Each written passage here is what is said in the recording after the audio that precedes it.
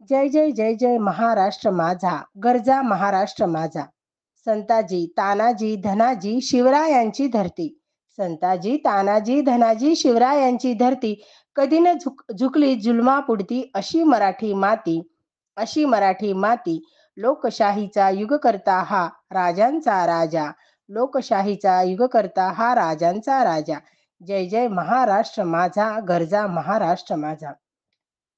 विद्यार्थी मित्रांनो, आज महाराष्ट्र दिन म्हणून मला या ओळी म्हणाव्याशा वाटल्यात. विद्यार्थी मित्रांनो, तुम्हा सर्वांना महाराष्ट्र दिनाच्या खूप खूप खूप शुभेच्छा.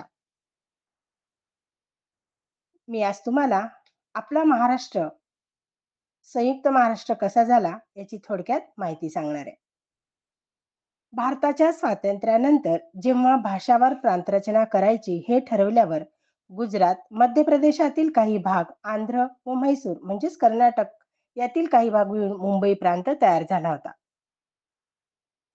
पुढे गुजराती व मराठी बांधवांचे द्विभाषिक असे विशाल राज्य अस्तित्वात आले. पण ही वाटणी मराठी जनतेला न पटून संयुक्त महाराष्ट्र समितीच्या दीर्घकालीन संघर्षानंतर मराठी भाषिकांचे मुंबईसह महाराष्ट्र असे आंदोलन छेडले गेले व 1 मे 1960 या दिवशी महाराष्ट्र राज्याची स्थापना झाली.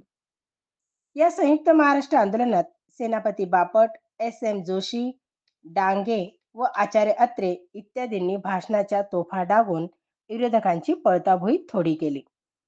जन आंदोलनाच्या प्रचंड रेट्यामुळे महाराष्ट्र धर्म वाढवावा हा समर्थांचा महामंत्र समितीने खरा केला व पहिले मुख्यमंत्री यशवंतराव चव्हाण यांच्या हाती महाराष्ट्र राज्य स्थापनेचा कलश पंडित जवाहरलाल नेहरूंनी सुपूर्द केला. तर अशा पद्धतीने आपला हा महाराष्ट्र स्वतंत्र झाला.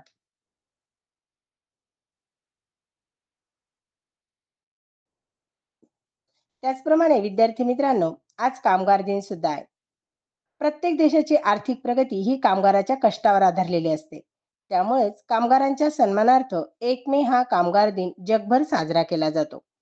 आंतरराष्ट्रीय कामगार संघटना ही युरोप खंडातील जिनेव्हा शहरात 1919 मध्ये स्थापन करण्यात आली. ती कामगार, मालक व सरकार यांना एकत्र करण्यासाठी कामगार जीवनाशी संबंधित सर्व प्रश्नांचे संशोधन, माहिती संकलन, मार्गदर्शन, बेकारी निवारण इत्यादी बाबतीत ही संघटना भरीव कार्य करते आहे. इसवी सन 1920 साली अखिल भारतीय कामगार संघटना स्थापन झाली. नंतर इंटक व 1948 साली हिंद मजदूर सभेची स्थापना झाली. अशा अनेक संघटना आताही निर्माण झाल्या असल्या तरी कारखाने, उद्योगधंदे बंद पडत चालले आहेत. करणामुळे मनुष्यबळ कमी लागते. कामगारांसाठी नवा कंत्राटी कायदा आणून ठेकेदारी कायदेशीर करण्यात आली आहेत.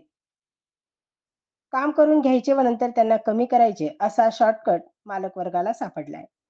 त्यामुळे हजारो कामगारांच्या वेतनाचे, राहणीमानाचे, उदरनिर्वाहाचे, संरक्षणाचे प्रश्न पुन्हा आवासून उभे आहेत. त्यांची सोडवणूक यादीने केली जावी. हो ना? पुन्हा एकदा तुम्हा सर्वांना महाराष्ट्र दिन आणि कामगार दिनाच्या खूप खूप शुभेच्छा. धन्यवाद.